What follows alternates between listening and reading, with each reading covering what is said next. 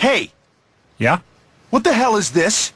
It is the glorious Exodus hybrid. একটা bike কি আদতে হাইব্রিড হইতে পারে যদি সেটা ইলেকট্রিসিটি ইউজ করে 1 ইঞ্চিও চলতে না পারে? এখন ইয়ামাহা দাবি করতেছে তাদের এই বাইকটার মধ্যে যে হাইব্রিড টেকনোলজিটা সেটা একটা রেভলিউশন, কিন্তু ফিজিক্স বলছে অন্য কথা। এখন আমাদের যে রিভিউয়াররা আছে, কন্টেন্ট ক্রিয়েটররা আছে, তারা আপনাদেরকে হাইব্রিড স্বপ্ন দেখাচ্ছে ঠিক আছে, কিন্তু আসল সত্যিটা হচ্ছে এটা স্রেফ একটা মার্কেটিংয়ের নামে ডাকাতি।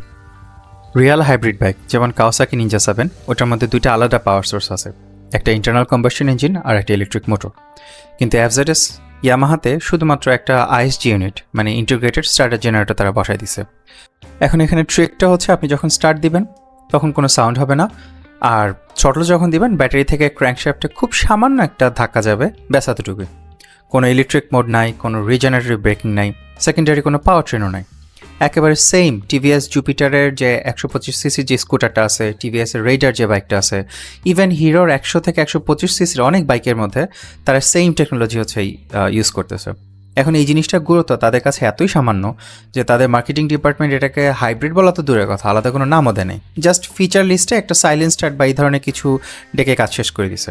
কিন্তু ইয়ামাহা ইন্ডিয়ান যে এক্সিকিউটিভ আছে এরা ডিসাইড করলো যে মিসলিডিং ফলস মার্কেটিং করা কোনো সমস্যা না, এটা অনেকটা একটা ব্যাটারে পরচুলা পরায় মেয়ে বলে চালায় আপনার সাথে বিয়ে পিড়িতে বসানোর মতো। মারুতি সুজুকি তাতে কিছু গাড়ি নিয়ে ইন্ডিয়াতে একই মিথ্যা কথা বলে এর আগে একবার ধরা খাইয়া জরিমানা দিছে। এখন এরপরে ইয়ামাহা এই বোকামিটা কীভাবে করতেছে আমার লিটারি কোনো আইডিয়া নেই, তবে আমার ধারণা ইয়ামাহার ইন্ডিয়ার যে বিজনেস এক্সিকিউটিভরা আছে তারা ধারণা করতেছে যে এই গাড়ির তুলনায় মোটরসাইকেলে যে দাম ইন্ডিয়ার গভর্নমেন্ট তেমন কোনো একটা বদার করবে না এটা নিয়ে কোর্ট পর্যন্ত যাওয়ার। এখন এই হাইব্রিড যেটা এটা আপনার পকেটের জন্য একটা অভিশাপ। ফার্স্ট অফ অল একটা সাধারণ স্টার্টার মোটর ইঞ্জিনের বাইরে থাকে, কিন্তু আইএসজি ইউনিটটা থাকবে হচ্ছে ইঞ্জিনের ভেতরে। এখন যেহেতু এটা একটা ইলেকট্রিক্যাল ইউনিট, সুনার লেটার সেটা নষ্ট হবে, নষ্ট হলে সোজা ইঞ্জিন খুলে আপনার ওপেন হার্ট সার্জারি করা লাগবে। আর এটা যে ব্যাটারিটা এটা মাত্র 4 অ্যাম্পিয়ার আওয়ারের, আপনার এই একটা 12 ভোল্টের ব্যাটারি দিয়ে আপনার সব চালাইতে দিতেছে। তো এখানে আপনি যদি কোনো পাওয়ারফুল ফগ লাইট বা এক্সট্রা হর্ন যদি লাগান, পুরো মেকানিক্যাল সিস্টেমে 12টা বাজানোর সম্ভাবনা অনেক বেশি। তো মাত্র 1-2 কিলোমিটার মাইলেজ বাড়াইতে গিয়ে আপনি আপনার বাইকের রিলায়েবিলিটি কোরবানি দিতেছেন।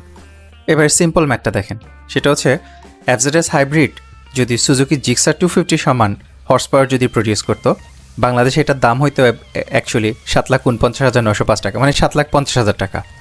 অ্যাবসার্ড। ইয়ামাহা তাদের সিম্পল ওয়ার্কহর্স বাইকটারে অপ্রয়োজনীয় কমপ্লেক্সিটি দিয়ে নষ্ট করে ফেলছে। একটা ফ্যান্সি স্টার্টার মোটরের জন্য প্রিমিয়াম দাম দেওয়ার কোনো মানেই হয় না। হয় স্ট্যান্ডার্ডস অ্যাবজেড কিনেন অথবা জিক্সার 250-তে যান। Don't be a victim of a false batch.